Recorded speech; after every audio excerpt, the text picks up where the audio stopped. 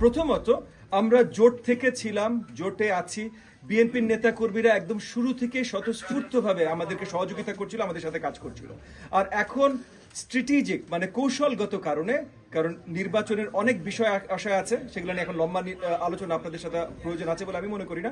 তবে সেই কৌশলগত কারণে আমরা এক মার্কা নির্বাচন করব। আমরা মনে করি আমাদের বিরুদ্ধে একটা ষড়যন্ত্র প্রচেষ্টা হয়েছে, যেখানে আরপিওতে নিশিরাতের ভিতরে হঠাৎ করে বদল আনা হয়েছে, যার জন্য আমরা এক মার্কায় জোটে সবাই যেতে পারবো না।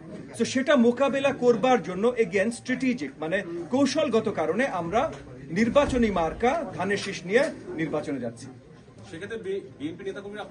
প্রথম থেকেই আছে এবং আগামীতেও থাকবেন ইনশাআল্লাহ। আমরা সবাই একসাথে আছি এবং আপনাদের একটা জিনিস মাথায় রাখতে হবে, আমরা কাজ করছি আগামী সরকার নির্ধারণ যেন ঠিকভাবে হয় সেটার জন্য, এবং এই আগামী সরকারের নেতৃত্ব আমাদের সবার মাঝেই একই মত। আমাদের আগামী সরকারের নেতৃত্ব দিবেন জনাব তারেক রহমান। ওই জায়গা থেকে সবাই আমরা একসাথে আছি।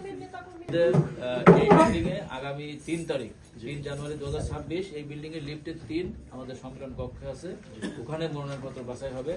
বাছাইয়ের সময় প্রার্থী, তার প্রস্তাবক, সমর্থক এবং প্রার্থী কর্তৃক যদি কোনো আইনজীবী থাকতে চান তারা থাকতে পারেন।